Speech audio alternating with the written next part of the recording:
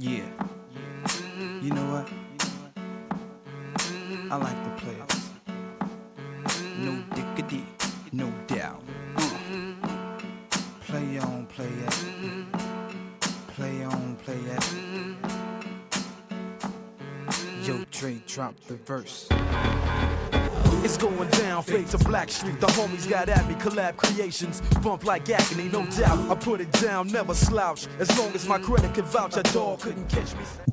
Salve mulherada de atitude, eu sou a Dandara Gissoni e hoje nós estamos em mais um programa Atitude Feminina. Para você, mulher de atitude, e também para você, homem de atitude, que quer somar nessa luta contra a violência, contra o machismo, contra a misoginia.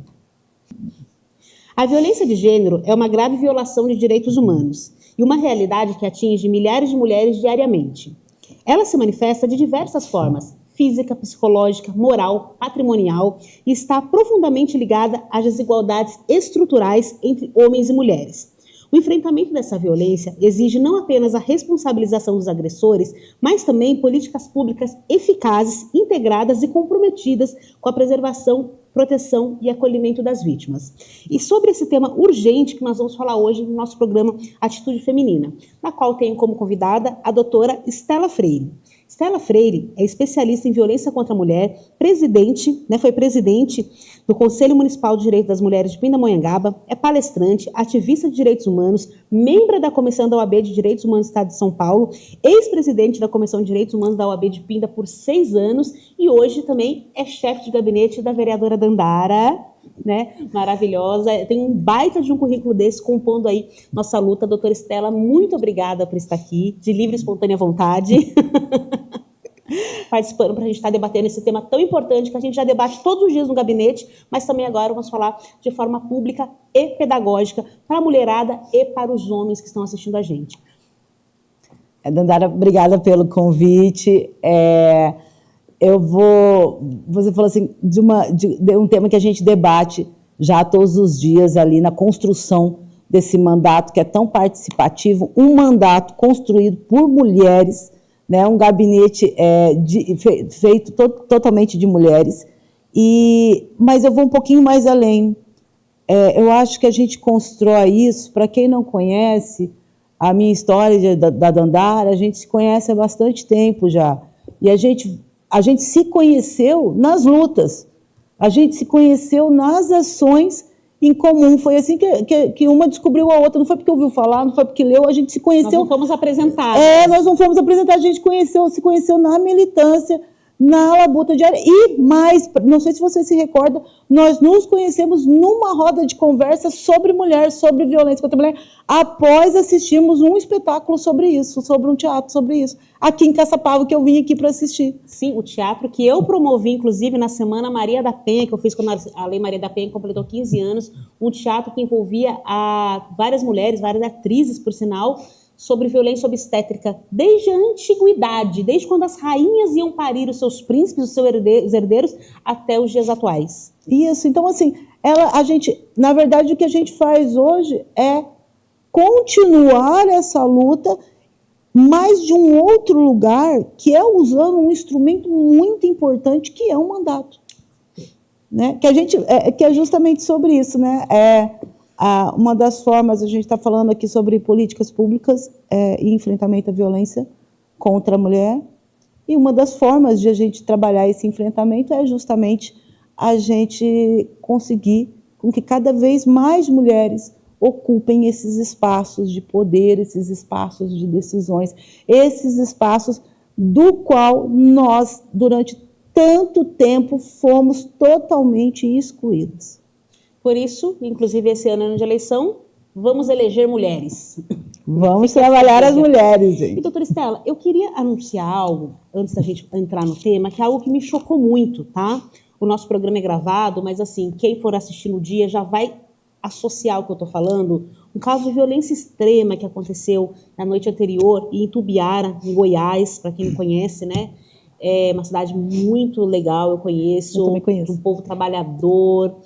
E, na noite anterior, Thales Machado, que era genro do prefeito da cidade e secretário de governo, o cargo mais importante de governo, ele atirou dos seus 2 filhos, 2 crianças, tirou a vida dos seus 2 filhos meninos e em seguida tirou a sua própria vida, né? Mas antes dele fazer isso, ele fez uma declaração para os filhos, filmou os filhos na rede social, papai ama vocês. Uma família que perante a sociedade, quem vê lá, nossa, papai, mamãe, crianças felizes, ricos, né, bem estruturados, o que acontece? Aí ele fez uma carta dizendo, colocando toda a culpa na mulher, no caso, porque ela o traiu e por isso ele está acabado, ele está destruído, e ele vai, mata os 2 filhos e tira a sua própria vida. Ele faz uma carta, ele teve a frieza. Eu até imagino, por um lado, ok, o desespero, a dor desse cidadão que ele estava sentindo, né, ao descobrir tal traição. Porém, o que ele fez acontece todos os dias. Quando o homem não consegue atingir essa mulher diretamente, ele vai e atinge os filhos sem menor pudor. E foi o que aconteceu. O senhor Thales Machado, né, antes de tirar a sua própria vida, antes de tirar a vida dos seus 2 filhos que eram crianças, ele deixou uma carta, né, associando essa mulher toda essa culpa. Aí a gente vê, né, a gente está falando de um prefeito, de uma cidade grande, de Goiás, os comentários de ódio em cima dessa mulher. Ah, também? Quem mandou fazer isso? Quem mandou fazer aquilo?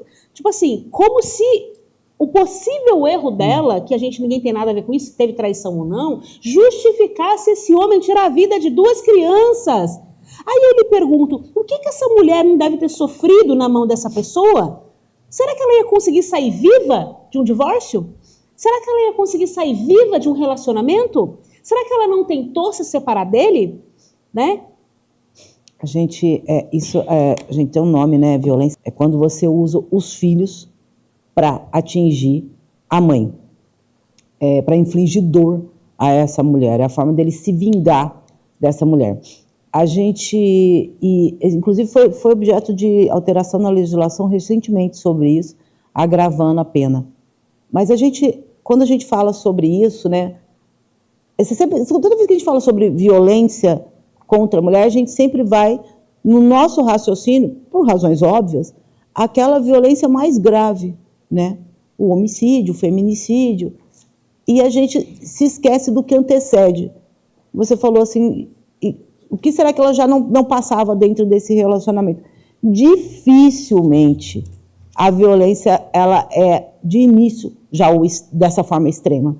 Normalmente ela já vai sendo construída ao longo do relacionamento. E essa violência sobre os filhos para afetar a mãe, muita das maioria das vezes, ela vem em forma psicológica. Ela vem ali destruindo o emocional dos filhos para atingir a mãe, ou usando os filhos para conseguir atingir a mãe de alguma forma.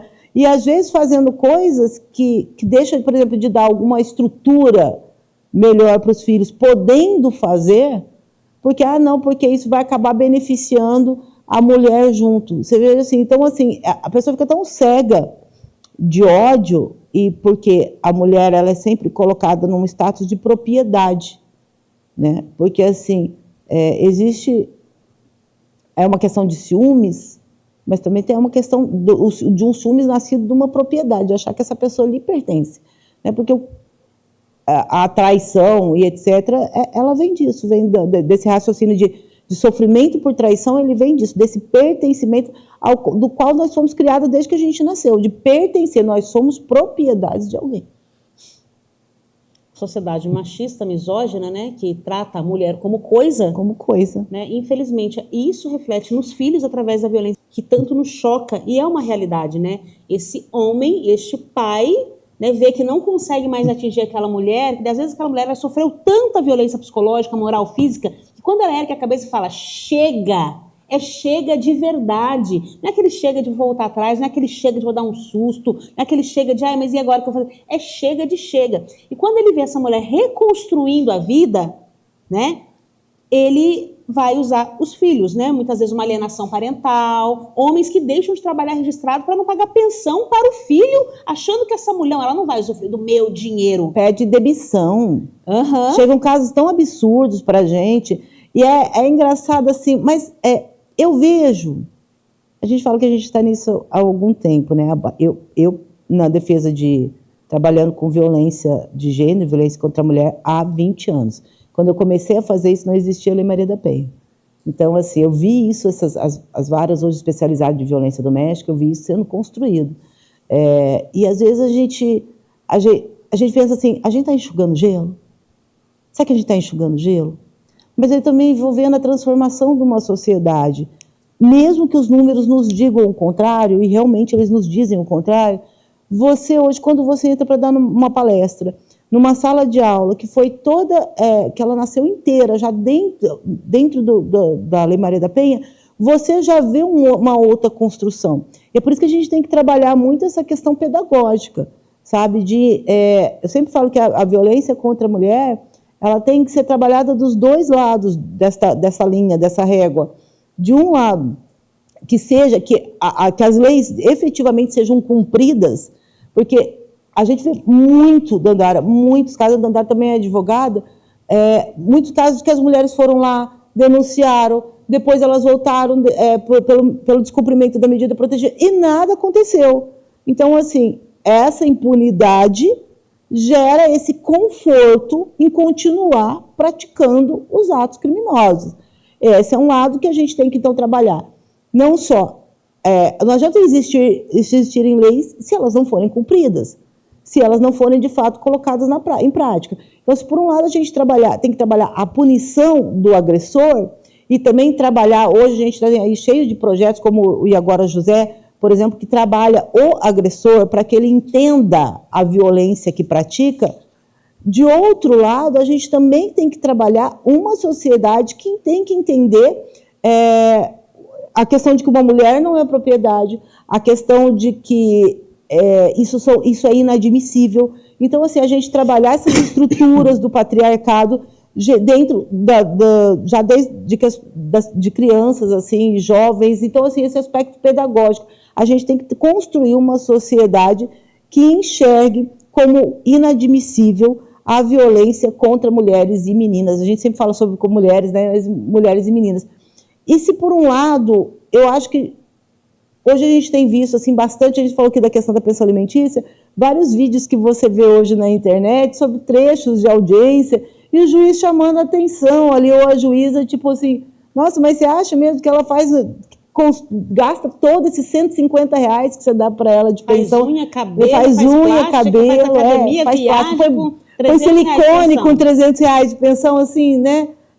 São raciocínios que eles são, assim, não vou falar nem que eles beiram ridículos, porque de fato ridículos eles são. Então, assim, eu acho que a gente está vivendo, assim, um despertar muito atrasado, mas um despertar, e que a gente precisa trabalhar e chamar a atenção, porque isso não é uma questão só feminina, isso é uma questão que a gente tem que trabalhar mulheres e homens, meninas e meninos, a gente tem que trabalhar a sociedade num todo para esse enfrentamento.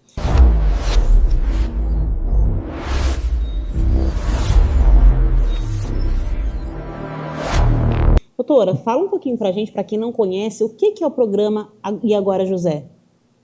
Ele é um programa que trabalha... As pessoas costumam usar a palavra tratamento, mas ela é equivocada, né? Não é um tratamento, mas ela vai trabalhar esse agressor. Obviamente, a gente está falando de casos mais leves, né? A gente está falando de violência psicológica, ou até uma violência física, mas uma violência que foi, assim, uma lesão leve. Obviamente, a gente está falando que vai pegar uma pessoa que cometeu um feminicídio e esperar ali que ele melhore. Que ele melhore, etc. Então, assim, mas fazer esse trabalho... Não vou falar do E Agora José específico, porque esses grupos, eles têm ferramentas diferentes de trabalho. Então, o E Agora José é um programa desse. Mas existem outros programas. Então, assim, que eles vão fazer esse trabalho psicossocial com o agressor, para que, como eu falei, para que ele entenda a violência enfrentada. Quando você assiste vídeos, isso também você encontra muito aí nas redes sociais, dos homens que passaram por esse programa, você vê os relatos deles e você vê que ele realmente é algo que funciona. A porcentagem de homens que passam por esses programas e que voltam a reincidir em violência contra a mulher é muito pequena. Então, ele é um programa que, de fato, funciona.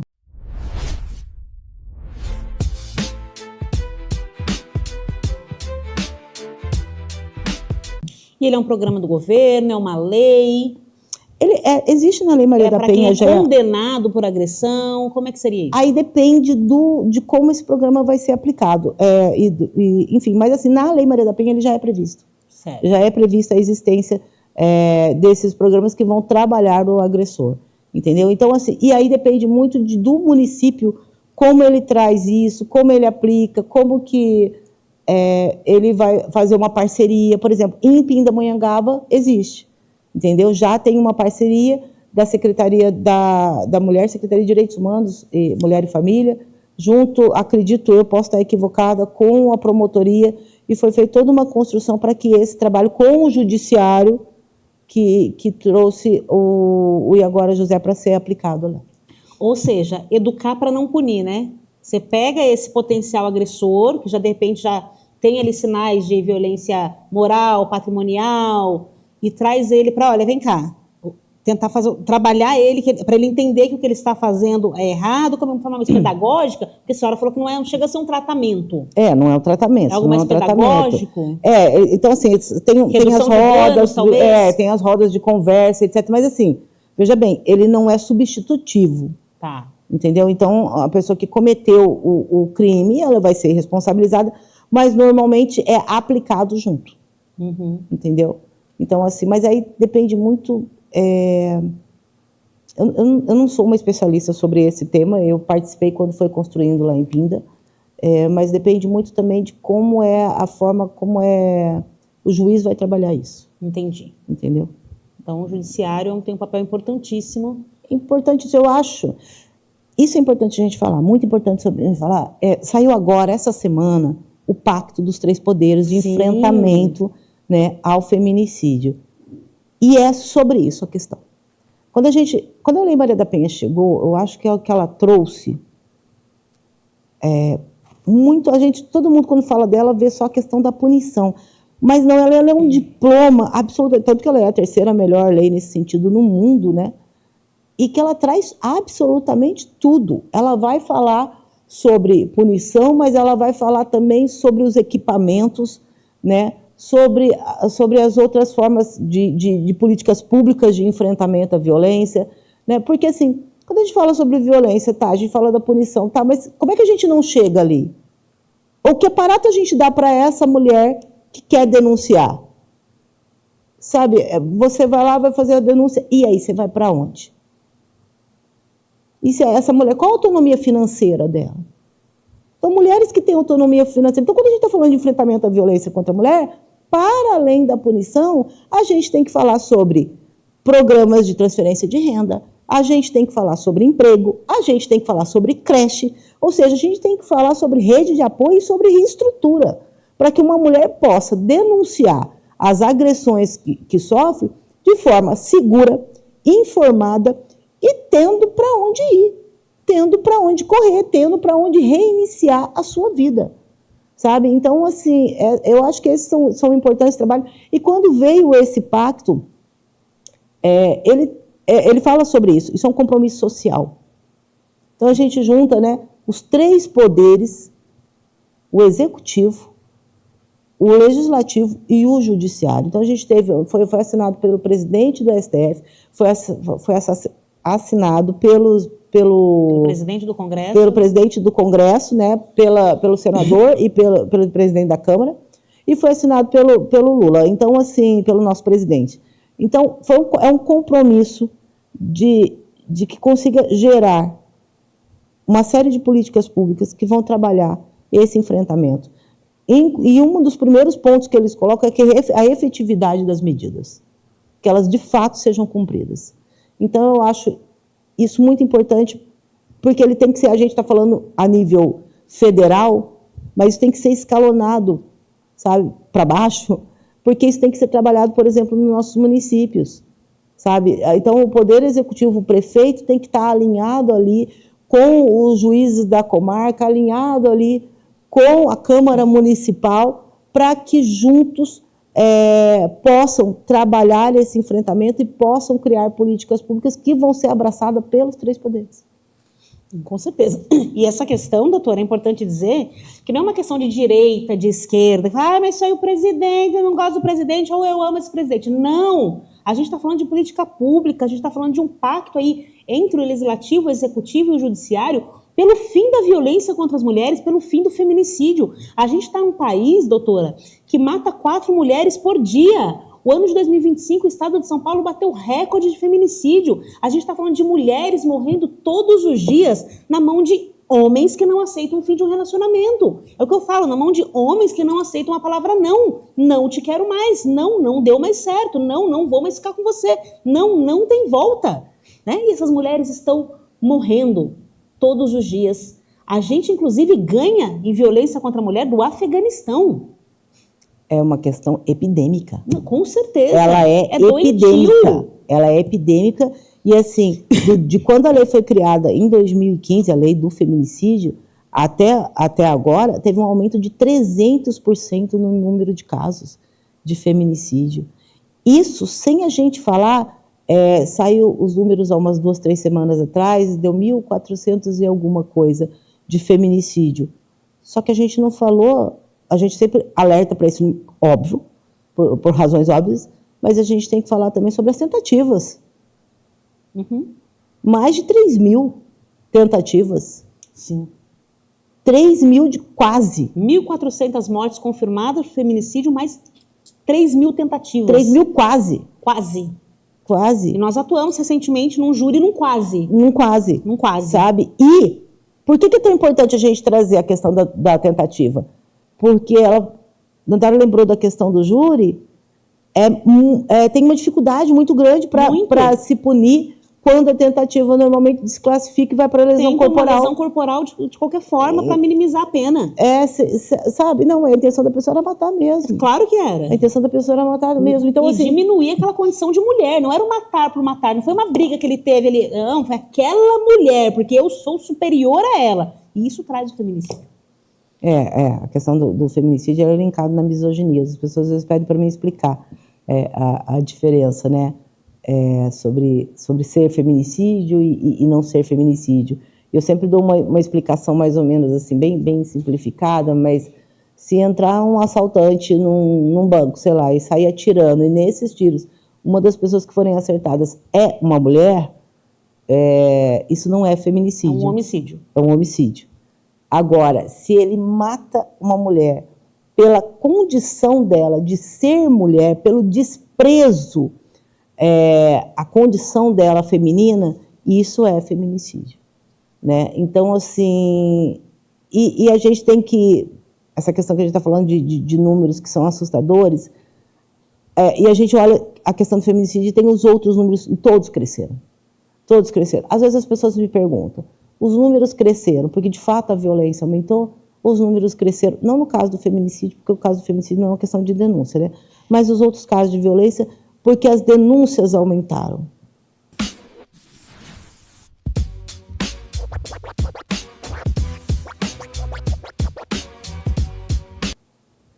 Ou porque as mulheres agora começam a se reconhecer em condição de violência, em condição de risco. Né? Quantas mulheres a gente... todas as vezes eu tenho uma estratégia que eu uso quando eu vou dar palestra, eu começo a palestra assim, e eu peço assim, eu vou pedir para levantar a mão todas as pessoas aqui dessa sala que ou já sofreram, todas as mulheres que já sofreram, ou todas as pessoas que estiverem nessa sala, que conhece alguma mulher que já sofreu violência doméstica. Muita gente ergue a mão. Mas ainda fica um bom tamanho assim, de gente sem erguer. Aí eu falo assim, ao final eu vou fazer essa pergunta de novo. E aí eu explico as formas de violência contra a mulher, as formas de violência doméstica previstas na Lei Maria da Penha, e depois, no final da palestra, eu pergunto quantas pessoas dessa sala conhecem uma mulher que sofreu violência doméstica. E aí quase todo mundo ergue a mão. Porque as pessoas não tinham visualizado ainda a questão da violência psicológica, a questão da violência moral, a questão da violência patrimonial, que essa é uma das que as pessoas menos enxergam. E ela existe desde que o mundo é mundo. Né? desde que o mundo é mundo mesmo. A gente falou hoje, comentando sobre a questão do cartão de crédito, a mulher só pode ter cartão de crédito desde 1974. Ontem. Um ano que minha irmã nasceu. As mulheres passaram a ter o direito de ter um cartão de crédito no seu nome e gerenciar ali os seus gastos, fazer as suas aquisições. Então, assim, A violência sexual, que as mulheres também sofrem, e Sim. a violência física, né? Que as pessoas pensam que violência contra a mulher é só violência física, mas não. Sim. Ela passa nisso que a doutora Estela falou. Moral, psicológica, patrimonial, sexual. Sim, mulheres dentro de casa mulher sofrem dentro de violência casa, sexual casada. dos seus maridos. E chega na física. E a violência sexual dentro de casa, muitas mulheres ainda não reconhecem, não entendem, nem os próprios, muito menos os homens, né? E quando essa mulher não quer ter relação sexual, ela não é obrigada a ter. Não é porque ela é casada que ela tem que ter relação sexual com o marido na hora que ele quer. Não, pelo contrário, acho que isso é uma coisa ali dos dois, né? Consentimento. Mas mulheres sofrem violência sexual. Mulheres são estupradas, mulheres são forçadas a ter relação sexual por parte dos seus maridos, muitas vezes. O que dita é o consentimento. E assim, e às vezes as pessoas entendem também só a questão do estupro. Mas assim, outra forma de violência sexual, por exemplo, é quando se pratica o ato sexual de uma forma que ela não quer. De uma forma que ela não consentiu. E, às vezes, muitas das vezes, é ameaçada. Mas se for a gente falar muito sobre isso, para você ver que isso também é uma mudança legislativa muito recente, com o Código Civil de 2002, que a questão da relação sexual deixou de ser um dever do matrimônio. Exatamente. Porque no Código de 1916 era um dever matrimonial. Para consumar o casamento, tinha que ter o ato sexual, senão não consumava o casamento. Era um dever matrimonial. Aliás, a gente podia, inclusive, ser devolvida. Podia ser devolvida. Se a mulher, se na lua de mel, descobrisse que a mulher não era virgem, você poderia devolver essa mulher à sua filha. Frígida, tem muitas dores, não conseguia consumar o ato, o Código Civil permitia a devolução dessa mulher para a família. E a gente está falando de 2002, está falando de ontem. 2002 que essas leis mudaram. Então, a questão patrimonial também, ela é muito comum acontecer entre adolescentes, que é na crise de ciúmes, na briga, o menino pegar o celular da namorada e jogar na parede, quebrar, destruir coisas dela, queimar. Eu já vi questão de queimar a bolsa de maquiagem. Quando essa bolsa de maquiagem é usada para trabalho, aí a violência patrimonial também. Enfim, tem todo umas questões assim que a gente não traz. Então, quando você traz, eu acho que quando a gente passa a informar melhor essas mulheres sobre quais são, eu vou corrigir minha fala, informar melhor esta sociedade sobre quais são as formas de violência, você dá essa iluminada aí de uma forma geral e as pessoas começam a perceber aonde elas estão sendo agredidas que antes elas não percebiam. Sabe? Então, assim, e mais, muita gente praticando sem entender que isso é violência também. Doutora, e falando um pouco de política pública, qual que é a importância da política pública hoje, né, para o enfrentamento da violência contra as mulheres? Eu trago um pouquinho daquilo que a gente acabou de conversar, né? Assim, primeiro, equipamentos muito bem sólidos que vão atender e receber essas mulheres. Você é um assistente social, você trabalha num CRAS. A maioria das pessoas que vão até você são mulheres, né? Então, assim, então a importância da gente fazer essas construções de equipamentos muito bem montados para receber e atender mulheres, fazer a escuta. E como eu falei, os outros programas também que vão fazer esse enfrentamento. Um programa de transferência de renda, bolsas de estudos, creche, construção de creche. Essa mulher poder mudar do bairro, voltar para a casa da mãe, voltar à casa dela. Né? Eu vejo direto, mas eu não posso sair daqui, porque onde que eu vou conseguir vaga? Sim, então assim, a creche, que ela vai ter a confiança ali de deixar seus filhos para ela poder trabalhar. Você veja, quando veio a pandemia, quem foram os primeiros a serem demitidos? Mulheres. Porque todas tiveram que ficar em casa Né? Todos tivemos que ficar isolados em casa, em isolamento. As crianças em casa, então os primeiros que sofreram demissão dos empregos foram as mulheres. Não tinham quem deixar os filhos. Para poder, porque elas tinham que, porque muita gente foi trabalhar online, mas as mulheres mesmo em casa e com os filhos em casa não conseguiam. Sem contar, doutora, um fato importante na pandemia, como aumentou, como escancarou o número de violência contra as mulheres, né? Porque aquela mulher ficou mais tempo lá, dentro da casa, o dia inteiro, presa com os filhos, com o marido. O estresse da pandemia em si, o medo da pandemia, tudo aquilo, né? Aquilo escancarou a violência contra as mulheres. Primeiro que é importante, um dado que é importante, se você for pegar para ver, a maioria dos casos de violência contra a mulher, eles ocorrem no final de semana. Fatores que se somam. Mais tempo ao lado da pessoa, mais tempo junto com o seu agressor. No final de semana, em geral, há um maior consumo de bebida alcoólica e também de uso de drogas. Então, assim, isso tudo são fatores que contribuem, né, tornam um terreno ali fértil para os agressores. E o que aconteceu na pandemia? A gente teve um final de semana prolongado, gigantesco, né? Gigantesco. Mais de anos. Então, assim, durante a pandemia, essas mulheres ficaram muito tempo ao lado dos seus agressores. Teve um aumento de consumo de bebida alcoólica gigantesco durante a pandemia também. Então, assim, e aí se tornou esse ambiente. Então, os que não eram agressores, muitos começaram ali, e outros que já eram se aproveitaram desse momento. E uma questão muito importante.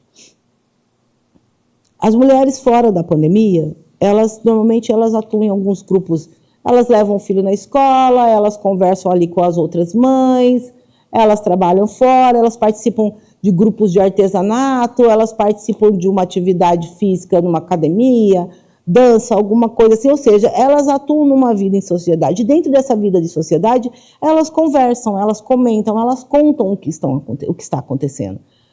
Quando a pandemia vem e ela traz esse isolamento, a mulher foi tirada dessas mulheres todo e qualquer tipo de rota de fuga. Então, assim, aquele isolamento que às vezes a maioria dos agressores já trabalham isso, né?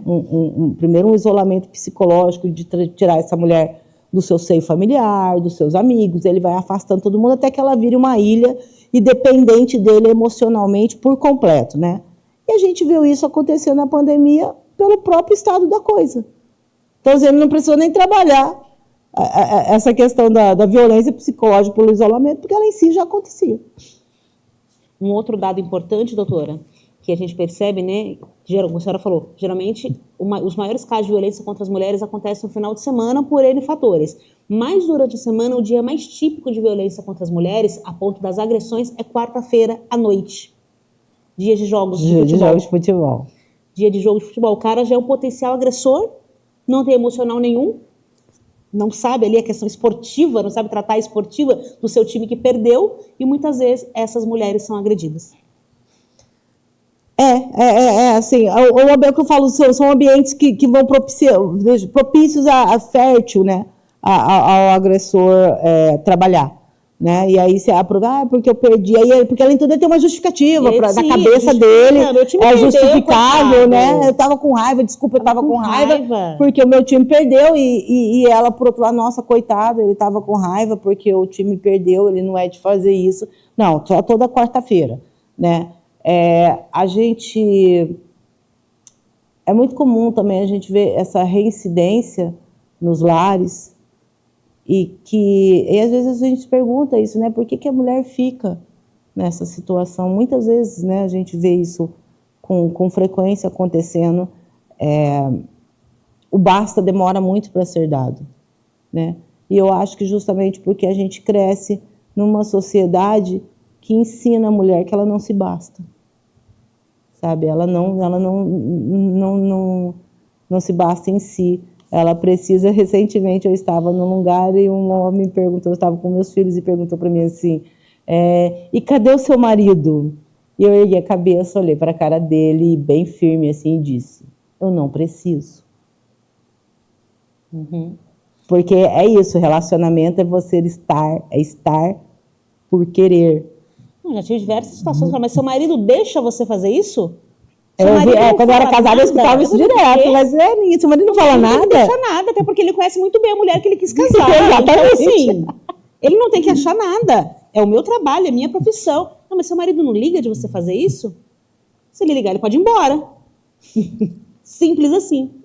A Carmen Lúcia, um dia ela foi dando... Isso tudo quando a gente está falando... Porque é muito importante que se veja isso.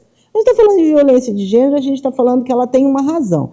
Qual que é a razão? Uma sociedade patriarcal, uma sociedade que construiu essa dominação sobre as mulheres de forma estrutural. Estrutural é aquilo que está arraigado por toda a nossa vida na nossa mente. Então, assim, desde que nós somos crianças, a gente vai brincar com bonecas para aprender a cuidar dos nossos filhos, a gente vai brincar com vassouras para aprender a limpar a casa, e se a gente, e é essa onde eu entro na Carmen Lúcia, os instrumentos que eram dedicados às mulheres eram o piano, e os homens, o violão.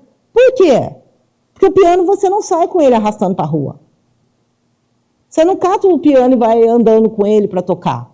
O violão não, o violão você pode sentar num bar, você vai andar com ele. Então, assim, o piano obriga aquela mulher a permanecer dentro de casa, né? Então, assim, é sempre importante que a gente veja que só quando a gente for desconstruindo essa sociedade patriarcal é que, de fato, a gente vai começar a alcançar a diminuição desses números. Não, e eu trago até uma analogia, doutora, aos desenhos animados que a gente assiste, aos desenhos da Disney. Quando eu era criança, quem não queria ser uma princesa da Disney? Quem não queria ser a Cinderela, a Bela Adormecida, esperando o príncipe vir no seu cavalo branco para salvá-la, né? O príncipe que vai atrás procurando o sapatinho, o príncipe dá um beijo e acorda a Branca de Neve. A gente cresceu com isso. Então, a minha geração de meninas, a gente cresceu achando que não, eu tenho que ser uma princesa. Para eu ser uma princesa, basta eu esperar o meu príncipe para ele me levar para o meu castelo. Só que quando a gente vai para a vida real, não existe príncipe, não existe cavalo branco. Se você quiser uma motinha, você vai ter que financiar. Se você quiser um castelo, você começa financiando 4 cômodos ali na Caixa.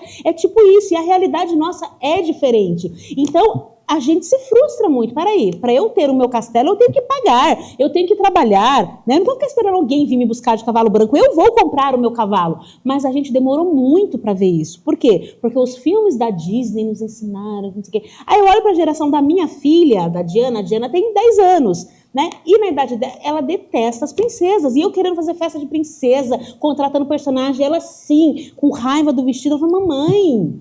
Né? Aí, hoje a Disney, já percebendo isso, trouxe outras princesas que não dependem de um príncipe.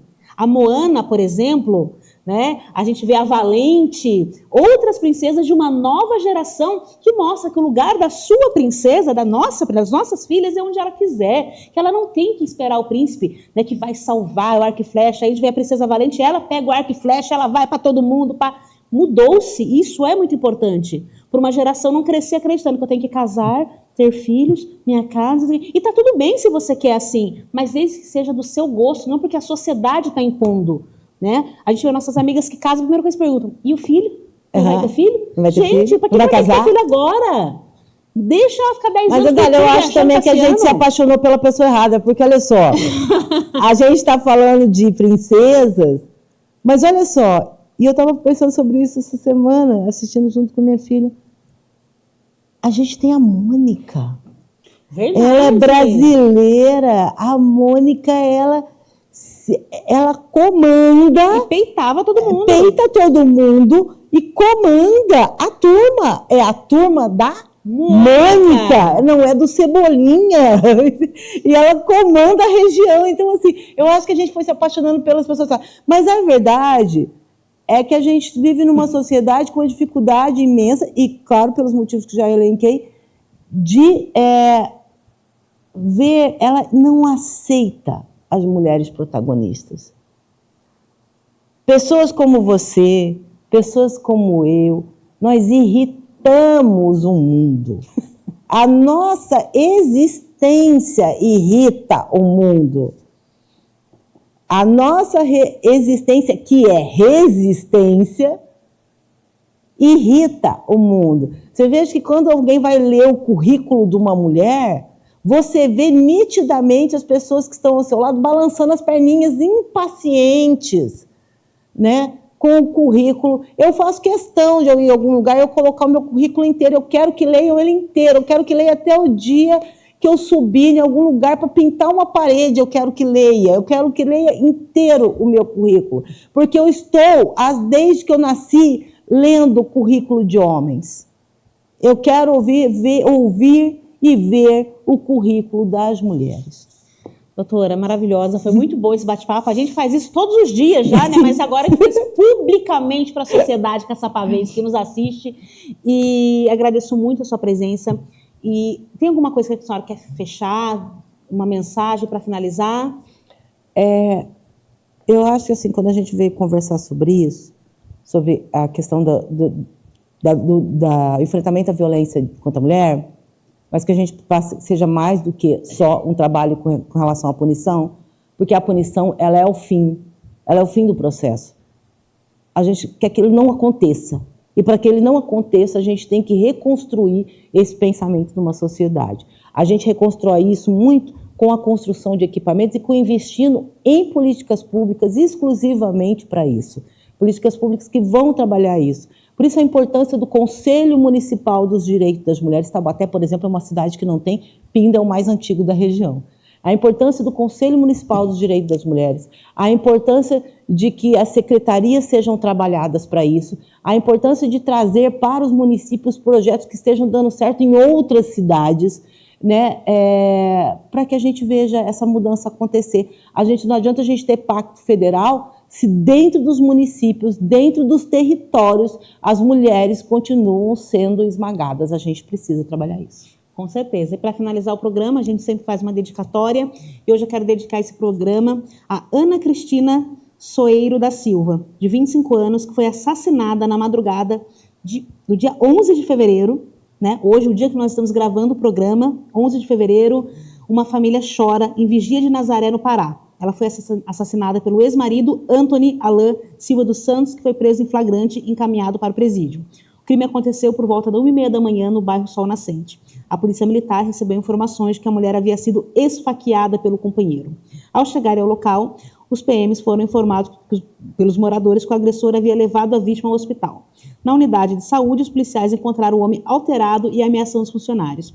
A equipe médica confirmou que Ana Cristina já estava sem vida quando deu entrada no hospital. De acordo com informações da polícia, o crime teria sido motivado por ciúmes. O homem confessou que, durante um desentendimento, desferiu golpes de faca contra a companheira. Familiares relataram que Ana Cristina vinha sofrendo agressões e que era alertada sobre a situação. Antony foi encaminhado para o presídio. Então, mais uma família, mais uma mãe. Não matou só uma mulher, matou uma mãe, matou uma filha, matou uma neta, matou uma trabalhadora, matou uma sociedade. Que é isso que acontece quando matam mulheres. Então, meus sentimentos à família. E, gente, qualquer situação de violência contra as mulheres, denunciem. Não se calem. O seu silêncio protege apenas o agressor e nunca a vítima. Então, muito obrigada. Finalizamos mais um programa Atitude Feminina. Yeah. You know what? I like the players. No diggity, no doubt. Play on, play it. Play on, play it. Yo, Dre, drop the verse. It's going down, fade to Black Street. The homies got at me, collab creations. Bump like agony, no doubt. I put it down, never slouch. As long as my credit can vouch, a dog couldn't catch me.